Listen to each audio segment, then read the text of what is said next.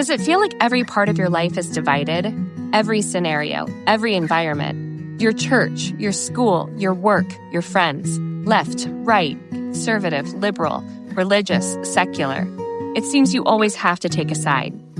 This is a conversation between a progressive Christian and a conservative atheist who happen to be great friends. Welcome to Living on Common Ground. Do you think if we met today, we would still be friends? I don't know, but we're friends now. A mob is no less a mob because they're with you. Man, so what? We won a few games. And y'all fools think that's something?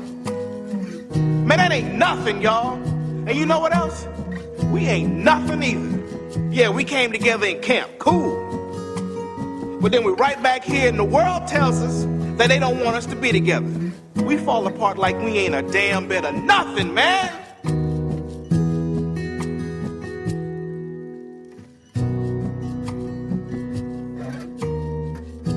Hey, how are you? Great. Good. So what'd you bring for us? I know we had talked about talking about something, but what do you got? I saw this article. Mm-hmm.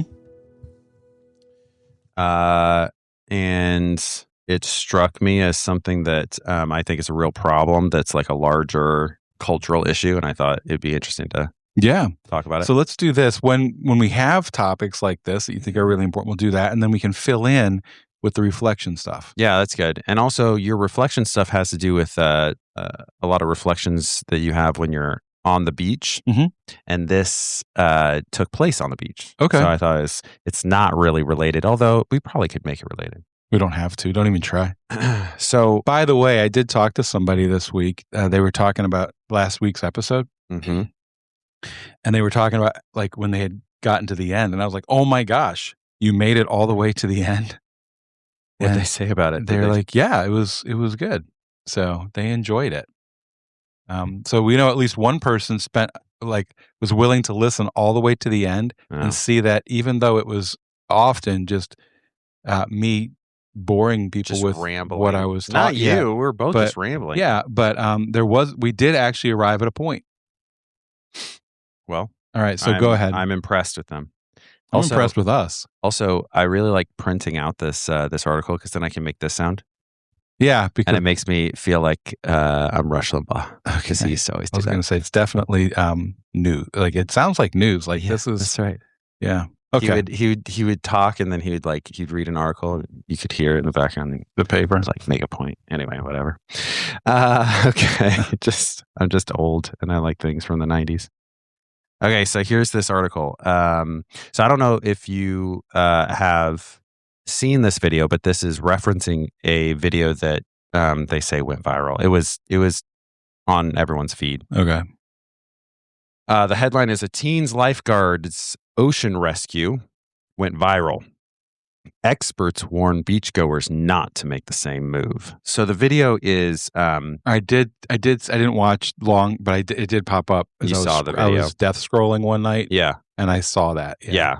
So a 16-year-old brand new lifeguard, and it's Santa Monica. So another reason why I was thinking about you. Excellent. Okay? Crazy. You would know now because you've been there. The waves can get very. It's the reason why everyone surfs. Yeah. In LA, is because the waves get really crazy, and on the beach sometimes the waves get so crazy that it doesn't seem like it looks like it's just kind of foamy, but when you get down into it, it's like over your head foamy, and it's really crazy. So that's what happened. Some kid, I think they said he was like 11 or 12, something like that. So he's a young kid, couldn't get out of it and was definitely going to drown. And brand new teen lifeguard got in, and when you watch the video, it takes a while for him to get him out. And you can see like he's got a hold of him, and he like strategically goes under the waves with him, then pops back up. He's not trying to just force him out. He it takes a while, but he got him out, and that was really great. And so this article, the whole point of this article, I'm going to read a little bit of it, is about how you should not do this. You're at the beach, you see someone struggling in the water. What do? That's the question that's on many people's minds this week after a viral video showed a 16-year-old lifeguard rescuing a boy who was swept up by the waves on a beach in Santa Cruz, California. I guess it's Santa Cruz, not Santa Monica. Sorry. Santa Cruz. Anyway. It's okay. It's more north. It doesn't ruin the story. It's more north. While bystanders attempted to help, ultimately they weren't able to get the child out of the ocean, and some fell in the harsh waves themselves in the process, illustrating how challenging it can be to ensure someone. And then my printer cut it off. But anyway, all right. Then you've got some quotes here. I guess it kind of cuts stuff off. So anyway, we'll get the gist. Here's a quote. "It's wonderful that people want to help, but it's extremely dangerous for an untrained bystander to go into the ocean, try to effect a rescue." Tom Gill, president of the United States Life-Saving Association. I don't know what the heck that is. The United States Life-Saving Association. I would imagine it's an organization that connects all of lifeguards, maybe. So Do that they would set like a standard. why would they not call it the Lifeguard Association and not Life-Saving Association? I think that's interesting. I'd like to look in. I have not looked at it. Anyway. He says, "We don't want anybody else to drown. The same reason you shouldn't run into a burning house. You shouldn't run into the ocean to help someone when you're untrained." Gill says that unlike the average beachgoer, lifeguards undergo extensive training in surf rescue, including first aid and CPR. Their fitness levels are also assessed to ensure they can handle a water rescue. The average person, while trying to be helpful, could do more harm than good in a situation they aren't prepared for and are far more likely to put their own lives at risk. But that doesn't mean you should do nothing if you see someone struggling in the water. I'm sorry, I was going to try to keep my voice neutral, but I am failing. But that doesn't mean you should do nothing if you see someone struggling in the water. Alyssa Magrum, the executive director of National Drowning Prevention Alliance, tells Yahoo. "The first step is to get a lifeguard's attention. If there's no lifeguard available, call 911 for assistance. There are things you can do to help from the shore, if possible," Magrum says. "We say, reach or throw, don't go." She explains, stating that you should attempt to throw or toss a flotation device to a person who is struggling, such as an inner tube, a pool noodle, or a boogie board. If these things aren't available, anything that floats, such as a cooler, can be helpful. Magrum stresses that it's very important to leave the rescuing up to the lifeguards. She also acknowledges that, quote, "People are people, and many will dive into the water regardless. You can't stop yourself from jumping into action. Despite expert advice telling you otherwise, Magrum says you should bring a flotation device with you." Okay, there's more to it. Mm-hmm. The entire thing made my skin crawl. Why? This, in my opinion, is perfectly emblematic of a huge problem I think that we have in our particular culture. Mm-hmm. I think that it is it's an aspect of our culture that is an appeal to authority, and it is an outsourcing of responsibility to authority. And it is the same. So that quote thing that I read here, that Tom Gill says, "The same reason you shouldn't run into a burning house, you shouldn't run into the ocean to help someone when you're untrained." I'm sorry, Gill.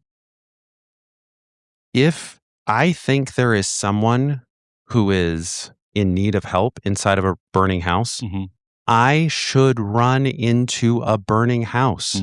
That's a should. That is a sacred responsibility from the beginning of time, I think. I'm grateful for official life-saving professions. Super grateful. Firefighters, lifeguards, I think it's great. And I also think that it's very good for a society to try to build up systems that can fill in gaps. And I think that it provides a lot of stability. Police officers, firefighters, EMTs, lifeguards, these types of people. But I think what happens, and this is a little bit of a feedback loop that it's not a little bit of it, I think it's a real feedback loop, is that as generations are born into those systems, there then becomes an assumption not only that they will protect us, and that they should protect us, but that they are the only ones who should protect us. And that you are doing something wrong if you are attempting to help your fellow human, right? And then also, those authority figures, again, they become authority figures instead of service figures. Expect that you should defer your responsibilities. You should outsource your responsibilities. And I think that you end up getting situations where, in extreme examples, and this is an extreme example, you've got police officers in Uvalde, Texas, who are more concerned with stopping the parents who want to run into the school that their kids are in during a school shooting to rescue their kids. They're more concerned with stopping those parents because they aren't they aren't deferring to the authority, right? We've set up a perimeter. We're doing it in a particular way. We don't care if you disagree with the way that we're doing it.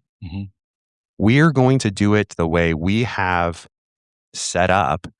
And if you violate that, now you're the problem more than the school shooter in that circumstance. And, I just think, I think this teenage lifeguard is, obviously he's a hero. Obviously, he saved this kid's life. Yeah. And again, this has nothing to do with, I don't think that the lifeguard should do it or whatever. I don't like, and I am concerned about, and I've been concerned about for a long time, this idea that not only should we outsource our responsibility, and with it's that it goes beyond, I now don't have a responsibility to my fellow human. It's that I'm doing something wrong if I do the thing that I think Lucas thinks is your responsibility. Sure.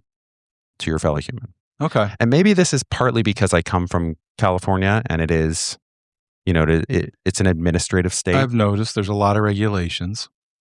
But it's something that I've thought about for a very long time. So I'm not surprised about this article, but it's a big concern. Yeah. So a couple things. One, here's one of the things I'm surprised by, and I didn't read the article, but I thought it would just be an article about what happened.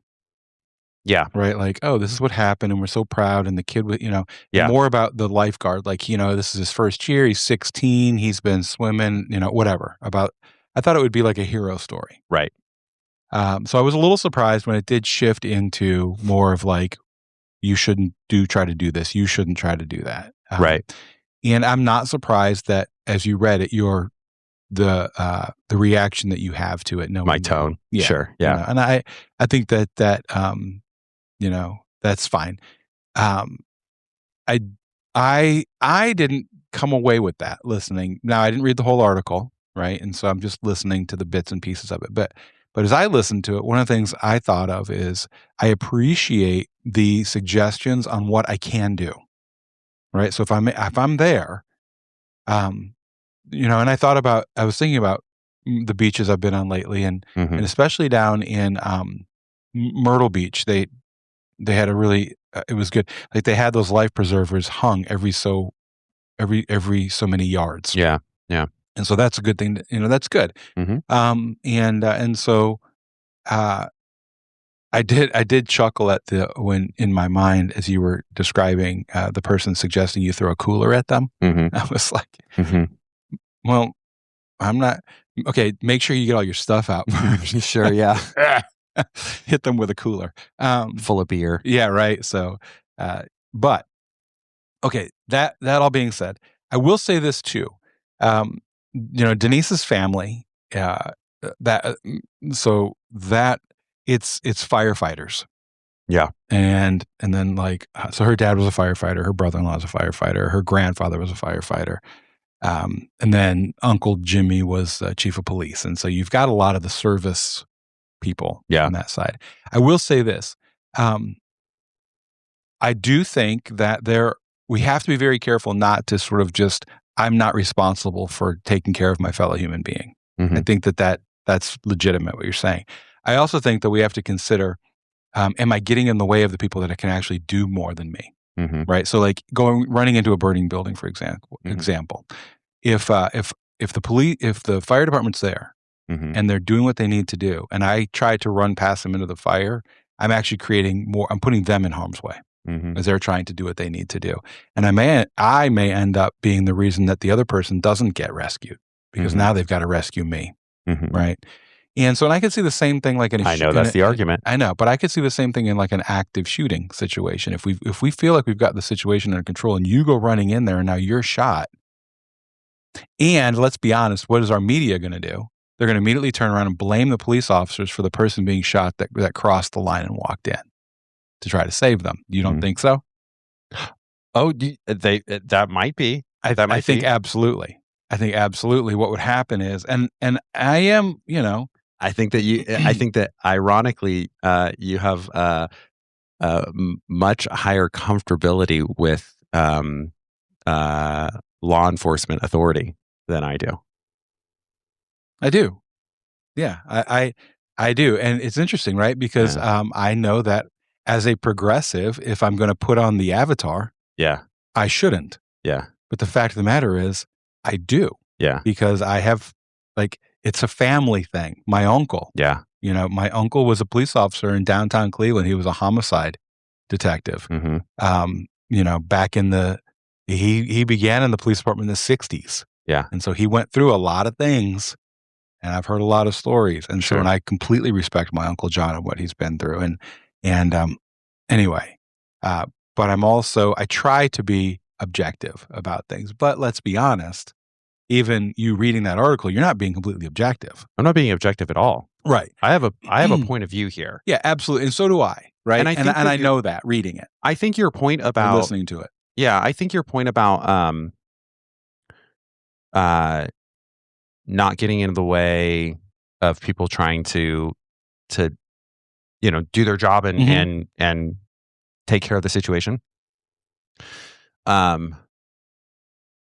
That's obviously a good point, just in principle and in execution, in the situation.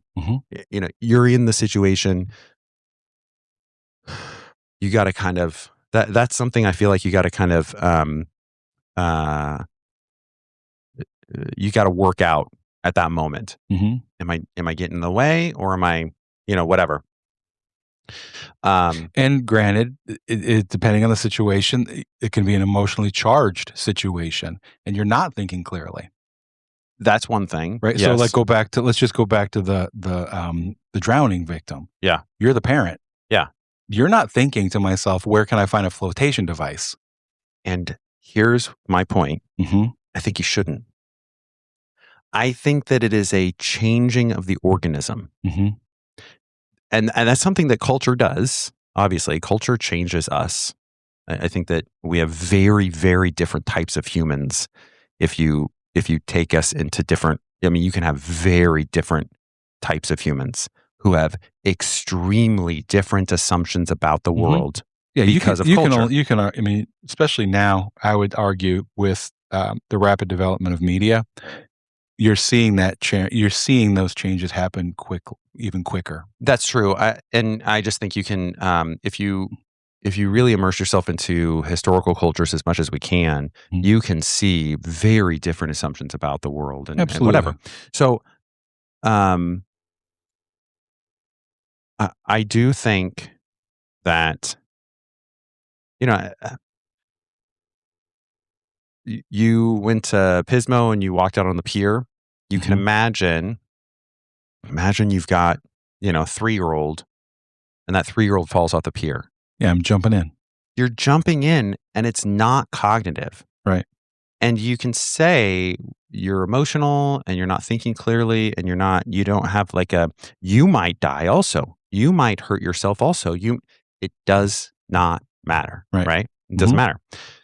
So I completely agree that when you're in a situation, the situation you described, there's a burning building, somebody inside, and the firefighters are there and working, trying to get them out. And then you push past them.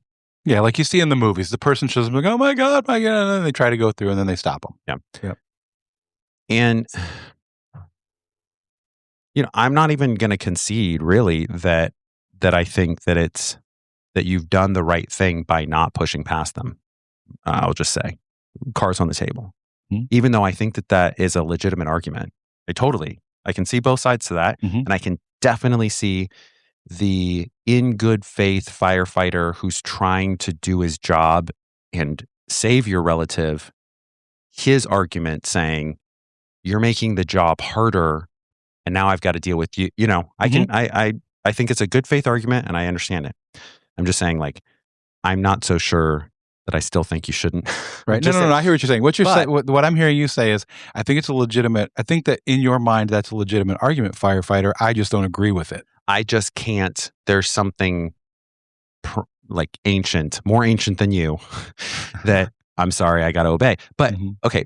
But aside from that, what I'm talking about is, and what I think is happening in at least maybe in the culture that I came from, is there's the burning building. The firefighters are not there. It's super dangerous to run in there and try to save your relative. So what you should do is call 911 and wait for the firefighters to get there. Right. Because if you go in, you might become trapped. You might die. Right.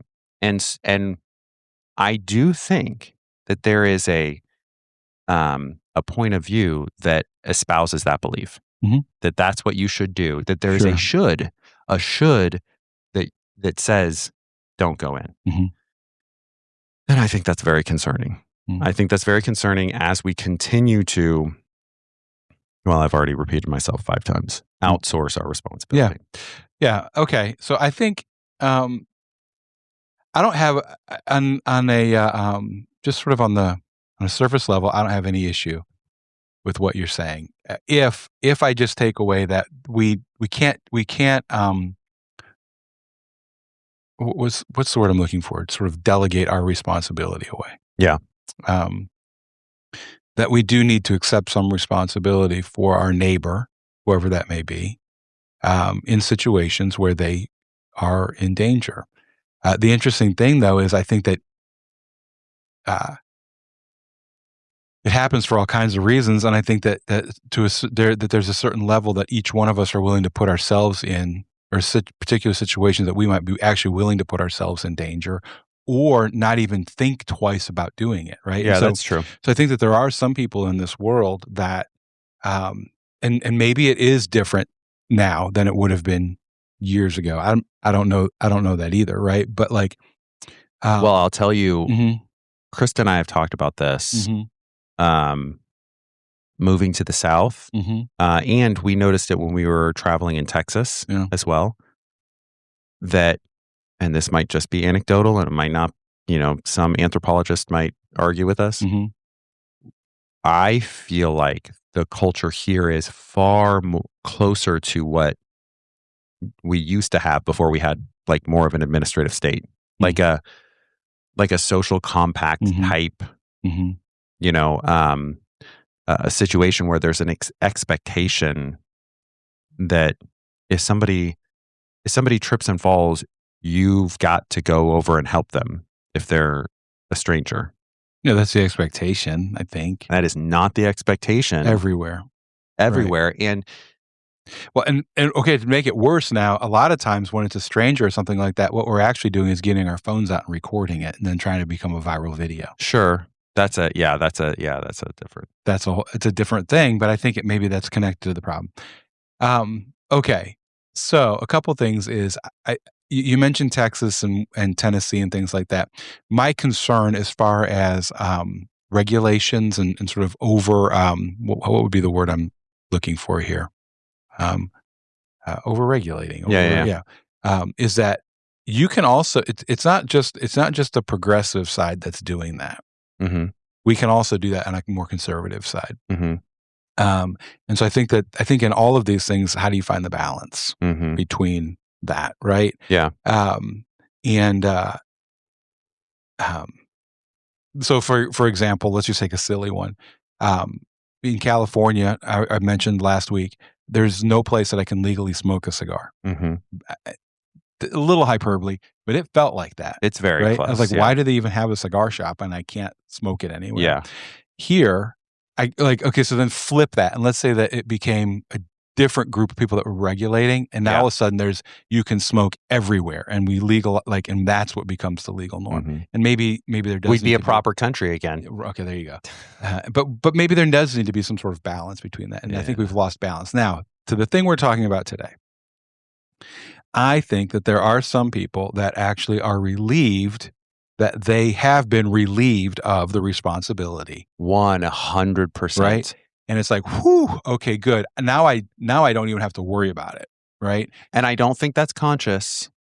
Sometimes it probably is, but I think mostly it's not. And that's what I mean when I say. Because I think we're also in our minds, we're way more heroic than we actually are. Of course. Right? Of course. Absolutely. So even the person who's like, oh, thank God I don't have to run into that burning building, they may not be consciously doing that, but in their mind, they would think, man, if it wasn't for the law, I would completely run in there.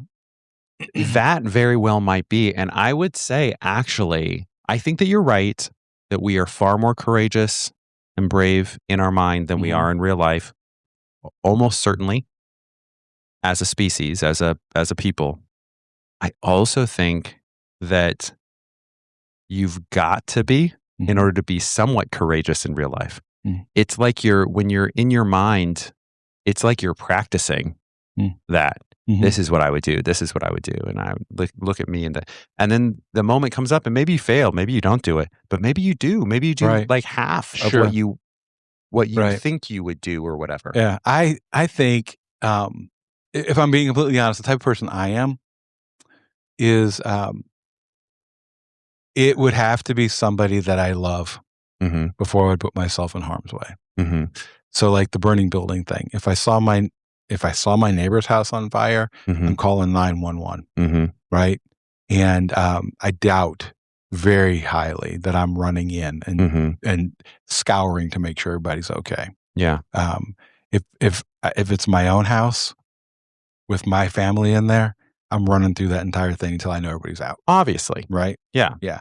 Same thing. And I would bet, right? I think you're being a little self-effacing, which is, you're trying to be honest, and I think that's good. But I would bet that if it was one of your neighbors that you knew, sure, even if it's not a friend, but you knew them and their house is on fire, and you're saying to your other neighbors, is Nancy out of there? I don't know. I haven't seen Nancy. There'd probably be something inside your gut that'd be like, to a certain, crap, they're not here yet. Somebody's got to check. I'm going to go check, see if Nancy's and maybe you there. would, maybe you wouldn't. Yeah. But what I'm saying is, I'm already thinking about how I would probably have to get a wet cloth, put it over my face. Like I've already thought about like I bet there's just something inside you that's going to go, I can't. It's impossible that I could stand here watching her house burn and know that I didn't do anything. Right. You know what I mean? Like it's just, that's impossible. Maybe I'm not going to run through the whole house, but maybe I'm going to, just at least look through the windows or something. I am the person that if the proper authorities are in place, I'm not interfering. Sure. But man, that would be really hard if it was my children. Right? Yeah. So I don't know. So what do we do? Oh, I don't know that there's a to do, because I think that your point is well taken, that in the moment there's some balance there of okay, so let's strip it down for a second. Yeah, because what I was going to say real quick, but I do want to hear what you say. Back to the idea of the regulation thing. My concern is the cowboy, the person who has in their mind decided that they are freaking Superman and they're all the time running around, getting themselves into situations. I think there has to be a balance. And my concern is the petty tyrant. Yeah. It's the one so how do you get the balance? I guess is what I'm asking. It's just very. I think that is a probably a difference in our temperaments. Mm-hmm. That the cowboy is the one that you'd be concerned about, and I'm not as concerned. I'm not concerned. I remember about the having cowboy. a conversation here about. Okay, you weren't here yet. Uh-huh. I don't even know if you guys lived in Tennessee yet, but there was a shooting at a church here in Nashville. And so our church began to talk about like what do we do in an active shooting situation? Mm-hmm. And we had people that were like, well, I got a gun. I'm going to bring it. And I was like, no, because my fear is that I'm saying the cowboy, but you know what I mean? Yeah, no, I know. I'm going to get shot. Right? Because I do know also, and this is where I talk about like, how do you find the balance? Because I do know the two of the people that were like, I got a gun. The reason they have a gun is because of that shooting, and they went to a fire range for one day and bought like a sidearm. Sure. And I'm like, I don't trust that. But I do have friends. But now here's the other thing too. I do have friends that I know have been properly trained. Yeah. That I would be fine with them carrying a sidearm with me. Yeah. You know? So I do think that, okay, so maybe it goes back to like how we used to all do. Remember, like, we still have to do it here at the church as part of our job, but CPR training and things like that, that train people to do things rather than telling them to just not get in the way. I mean, okay, so I interrupted you. Go ahead. No, that's okay. I think it's a good example. I think the CPR thing is a good example. But if you strip it all down and you assume that we don't have the quote unquote proper authorities for any of this stuff, okay? We're just people living together, right? And somebody's house is on fire, and we're all trying to figure out what we're going to do. There's somebody in there. What are we going to do? We kind of know that, Jim builds houses, let's say. He builds all of our houses. He knows how to knock down houses, and he's got an axe, right? I think that it's likely that our little group would kind of defer to Jim. Get in there. He's the one that knows what to do, right? And so some of this absolutely comes from the idea, hey, we need to have the Jims or the Carols, whatever. Yeah. But we need to have these people who know what they're doing. And so we're going to train them as a system so that everyone has access to this person. Mm-hmm. And then they're going to be properly. I always kind of hesitate at these terms, the properly trained, because properly is just like we've all kind of decided that this is the right way to do it. This is the way you should do it. Mm-hmm. But fine, okay. They've been they had some training. Mm-hmm. After a while, they become the authorities, and that is okay for a system to kind of fix a problem most of the time. And I want most of the time for the problem to be fixed.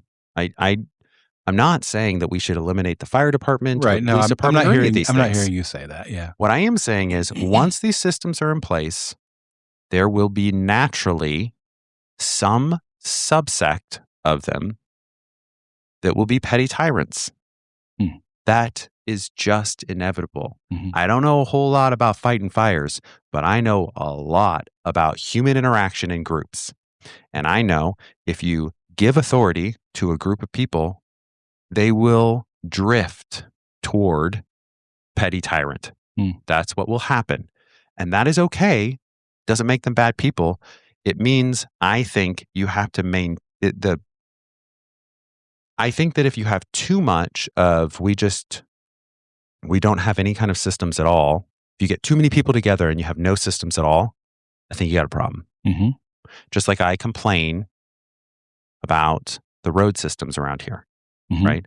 I think that's an example of how all of these the traffic culture, the driving culture around here works fine in a low population density area. The problem really is because the population density grew so rapidly. And I think you've got to have some systems and some rules. You can't have people driving across freaking yellow diagonal lines because you're supposed to treat them like a meridian, people. You can't have people driving both directions in the turning lane. Stop driving in the turning lane. You're going to kill someone. Anyway. So you got those, I think, where, I look at that and I go, you need some more systems, right? And then you've got places like where I come from, where I just think we have entire generations who have grown up under these systems and take them for granted as if they were handed down by God. And this is just the default of human experience. And I think in those situations, the balance is to remind, if you can, to remind yourself and your neighbors, they're not, they're not handed down by God. If there's anything that is analogous to being handed down by God, it is your responsibility to your family and your neighbor, and you got to start there and then be grateful for these systems that can do it probably better than me. Yeah. So they're there. So what I'm hearing is that they're there to help you, not replace you. I think so. And I think when they replace that sacred compact, when they truly replace it, the couple of things that happen, well, I think the organism changes individually and on the group level. And I get concerned about the tyrant the petty tyrant who has a small world and needs to feel, because we all need to feel powerful. We all need it. We all need to feel like we have power over our world. We have agency over our own world. And I think that most people don't. So we all need to be live in an illusion. Yeah. Yeah. It is a human need. And we will always strive for that. And so when you give opportunity for power over people to a group, some small subsect of that group will go, my life is great. I just want to be a service. I have all these other ways that I feel like I have agency in my life, and I have control over my life and the decisions I make. And some small subsect will go, there's no control, man. I'm just doing the best I can, and I can't control anything. And some subsect will unconsciously substitute power over the people they're supposed to be protecting for the power that they don't feel in their marriage, family, et cetera, et cetera, et cetera. So I think there's got to be a pushback for that. Well, there doesn't have to be. Live your life, do whatever you want. I'm not your dad. But for me, I am going to run into the waves. Sure. And maybe I won't, but that will be because of my cowardice. It's not because I think I shouldn't. So I think that, I'm going to go back to Myrtle Beach for a second. I think that that's probably a really good, that might be the good middle way, is that you are expected, if there's if the lifeguard, don't just stand there and wait for the lifeguard, maybe send somebody to get the lifeguard because that's what they teach you in CPR. Sure. Send someone to call 911, right? In fact, like when you act it out, they're always like, Lucas, call 911. Right. And then check the area. Right. And you got to do the whole thing. But the good thing about that is even though you are not the professional, you're given enough information to be able to help someone without creating more trouble. Right. So you're not stepping in, there's a puddle, and you don't realize that the reason the person's laying on the floor is because they just got shocked. And then you walk in, now you're shocked, and there's two people. Right. Sure. So, okay. And so I think, again, using Myrtle Beach as an example, where they have these flotation devices, these big lifesavers every few hundred yards. Yeah. That's great, because then it's like, grab one of those and then try to help the person. Yeah. So rather than telling people don't do anything, provide people with the some information, some resources, and able to help. Does that make sense? Which is why I think it's important. Again, I'm going back to family of firemen. If we didn't have, like, if I don't change the batteries in our fire detector every 6 months, I have to hear about it. Right? Okay. Because that's important for us to know so that we can react properly. Sure. Also, how many homes have fire extinguishers in them? Sure. Ours do, because as a fireman family, we have been taught you have a fire extinguisher in your own home, not just in public buildings, but in your own home. Yeah. So we've got all of the things, carbon monoxide, we have all of it so that we can do something until the fire department gets there. Yeah. And that's kind of the way that in my mind it goes. Help the person until the person that can do it better than you is there, then get out of the way. Sure. Right? Same thing with CPR. Help them until the ambulance arrives and the EMTs are there, and then get out of the way and let them do their job. Sure. Help your neighbor. Do whatever you can. As soon as the fire department's there, get out of the way. Let them do their job. Active shooter, man, I don't even know what to do because I don't have a gun. I don't have a thing. But we've had training here on what to do. And it's very interesting. Just for people that are listening, if you do want to know if there's an active shooter, you actually charge them and pile on. That's what you're supposed to do. A knife, you run away. A gun, you run towards, which is counterintuitive. But anyway, there you go. We've also done a little bit of public service by giving you some information if there's an active shooter. Yeah. All right. So am I off? What do you think?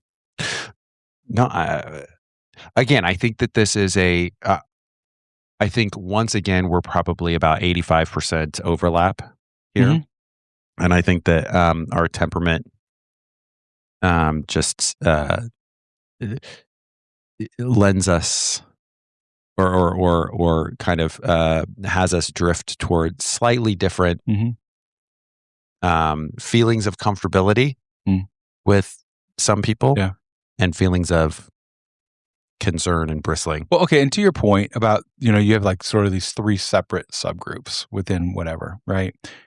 It's very possible that my experience with the fire department, the police department, the people that I have, they're in that group of, they're not petty tyrants. I bet you're totally right. I bet you're right. So, and so they want you to be able to do things until they get there and get out of their way. Yeah. And so I think that there has to be that balance. And it could be, again, you talked about Texas and Tennessee versus California. It could be regional at this point. Like maybe if the firemen that I knew, the firefighters that I knew, I don't think firemen's the right term anymore. Firefighters that I knew, if they were from California, maybe, I don't know, but maybe they would be like, no, you just need to get out and make sure you're safe. Yeah. And I don't know that that's the case I don't know. all because I mean, my brother-in-law is a firefighter.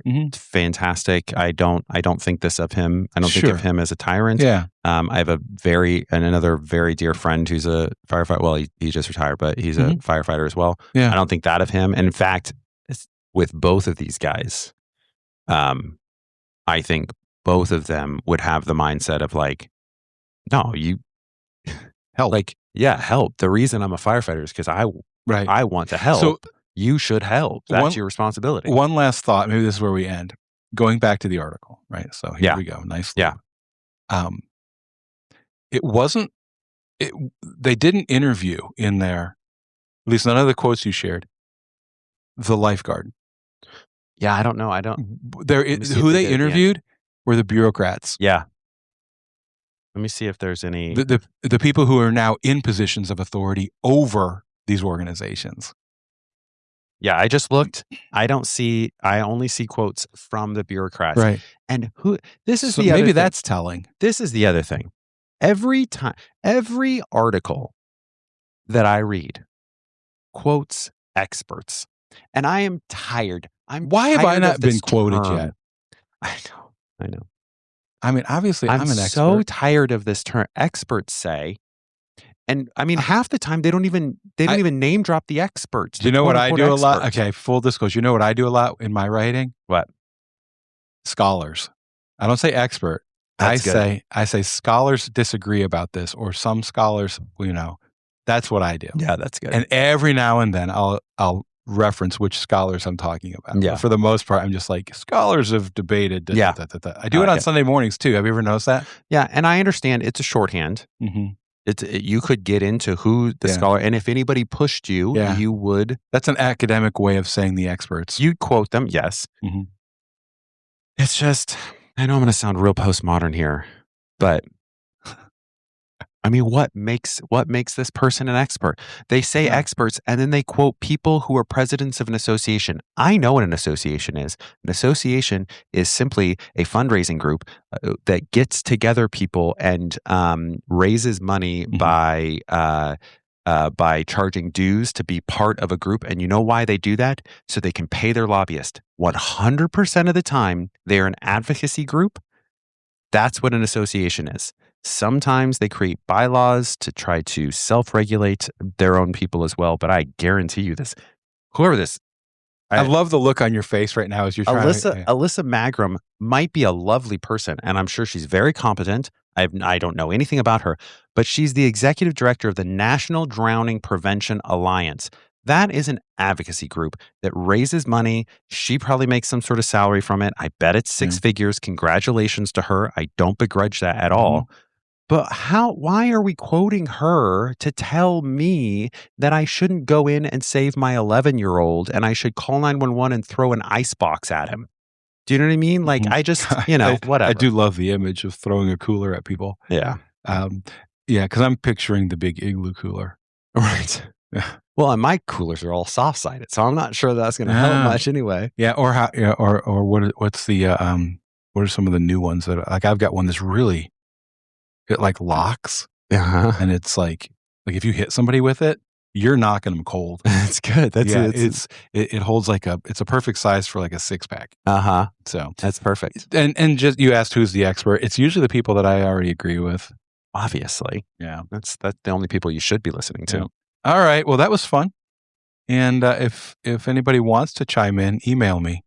And jeffrey.strezoff@gmail.com. Yeah, email him. Yeah. Don't bother me. Well, email me because I've got nothing better to do. Lucas is busy.